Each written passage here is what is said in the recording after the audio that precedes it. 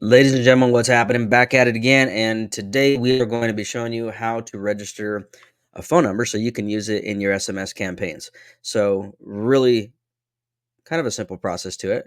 Definitely something we recommend anybody gets set up because it's really not that expensive and it's a huge touch point if you can communicate with individuals via text message.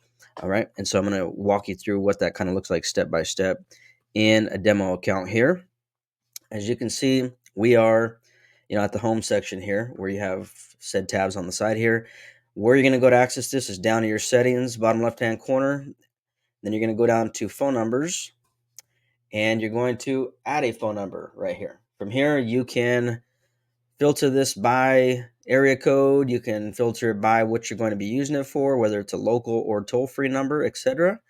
The localized numbers are about $1 less than the toll-free numbers, but totally up to you. And these prices can change, obviously, based on going rates and whatnot. But you can have your preference on what you choose to utilize there, okay? And you can add multiple numbers too for various reasons. But we're going to give an example of what you do when you got a number. So I've already added this number here. I haven't finished the process yet, but you'll notice when you add that number, it's going to show up here, but it's also going to show that you need to have A2P 10DLC registration completed.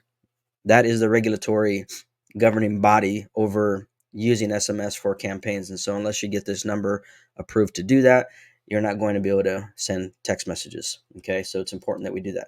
So once this number is added here, you simply click start and you're going to follow the steps here on what to do. I'm not going to go through each one of these tabs currently right now. There's a lot of different features that are part of this, and we're not going to get into that just today. But I do want to say that if you have more questions about it, about the logistics behind it and the regulatory body, you can click on this button down here and it'll get you more info. Okay. And things are changing all the time with this, but the thing you need to know is that there is a monthly fee for the phone number, as you've seen earlier, a couple bucks a month for that. It's like a $20 registration fee to that governing body.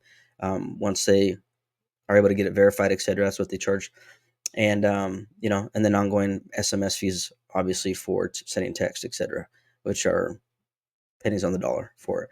So click registering now. I'm not going to go through this whole process because I don't want to actually register that number, but I'll give you the details here. You're just going to go through the steps here. It's going to have you go through each one of these, asking you if you're registered in the US or Canada and whether you're using an EIN number or you don't have one. And so whichever one that is, just go through the process here. You're going to enter in your info, business info, etc., contact info.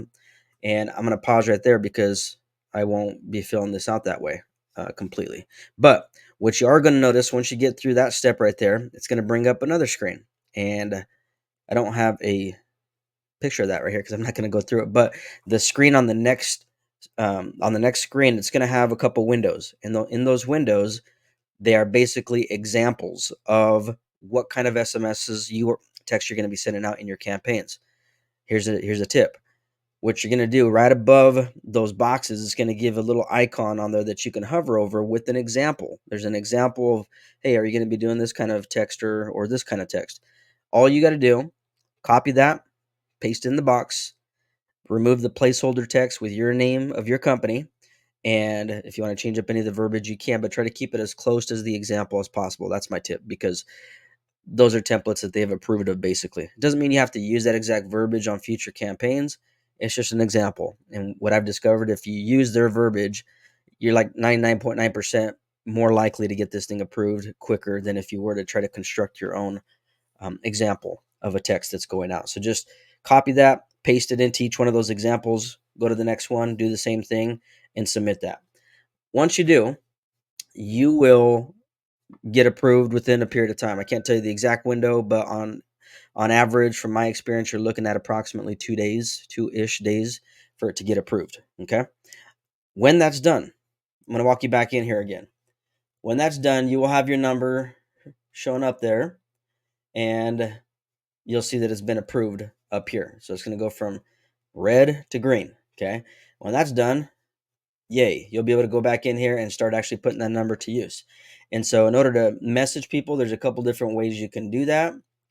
We can do that via, your contacts tab. When you got your contacts in here, you can select them and send SMSs directly from here. Click on that and you'll be able to customize what the messaging looks like. If you have forms that are connected to it, etc., that's going to be within your conversations centralized inbox. Okay. And then there's some other things with automations that we can do. And I'll give you a brief demonstration of an automation that I just did to walk you through what that could potentially look like. Okay. So we're going to pretend now we have that number already active. That number's been done. We have a form that we're having them fill out, some kind of opt-in form, etc. Highly recommend also, side note, that you label your forms and have some organization here, because once you get moving on stuff, you can have a lot of different things, different files, different automations, etc. And it's good to be organized. I'm going to go back here real quick and just show you. You can create folders to do that. I like to create folders, and then those that are for specific campaigns or specific clients, etc. I will organize them that way so I don't get all messed up. But we'll go back into this example. So in the workflow, you have a couple options. You can create one from scratch, or you can select a pre-built recipe. Now, some of these recipes are pretty good because they already have some of the key components in there. You might not need to use it exactly how it's laid out here or when you go into it, but it has some of the architecture in there. So you can delete certain steps or you can add certain ones. You can just change the ones that you want to keep, etc. And so I highly encourage you just to look through one, and whatever your use case is, try to find one that's pretty similar to that to get started. But if you don't want to do that, you can start from scratch as well. When you start from scratch, you literally are going to have a blank canvas. But I'm going to go ahead and show you this one that I just created a minute ago. All right. So in this section, I added a trigger, right? And this trigger is a form was submitted. So I'm going to show you again what that looks like. So a form was submitted. You got to tell it what form is. And in this case, I only have one. It's an opt-in claim form here. Okay. Save that. When you do, it's going to show up right here. As you can see, I already got it set up here as the trigger. The next step, you're going to add another one, and you're going to add a tag. That's the next logical step. Okay, so I already did that here, and you'll see the tag is form was submitted, right? That specific form. You can tag it whatever you want to tag it. All right. The next logical step is you're going to add a step here. You want to notify you or your teammates, send an internal notification. That's what this one is. Okay. And I went ahead and just added the title to that, a notification, and then I used a custom value here to say, hey, first name of the person just filled out, etc. You can see the text that I did up there. Okay, save that. Move on to the next one. Now to make it seem less robotic, we'll go ahead and put a delay. Okay, so you can add another one and just put wait for whatever duration. On this specific example, I just put it for 0.2 minutes. And then it's going to send them the next message, which is this text message. So I went ahead and added it, right? Added an SMS. You can click there, send them SMS. Okay. And in this text message, you see I did the same thing. Hey, custom value first name. Thanks for reaching out. We'll be in touch shortly. Check this out. Okay. And then save that.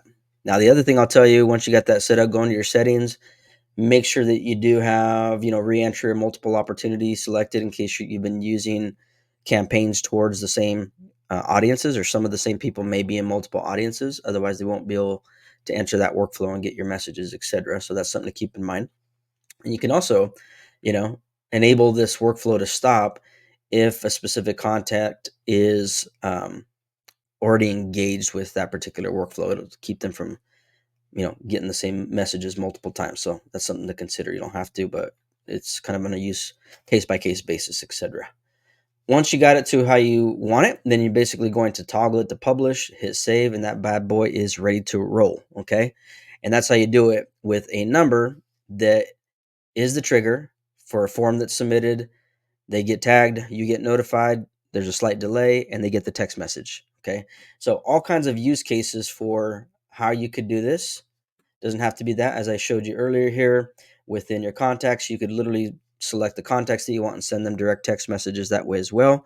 This other option is simply to automate some of the process, so you don't have to be doing it all back to back. And we can get a lot more in depth with that. So with that being said, I hope that was useful to you and that it provided you a visual of why you want to go ahead and have a number attached to your business, whether or not you already have a number. This is a good opportunity, a good way to communicate with audiences through a designated number that it's used directly for your SMS campaigns. So appreciate your time, and we'll catch you next time.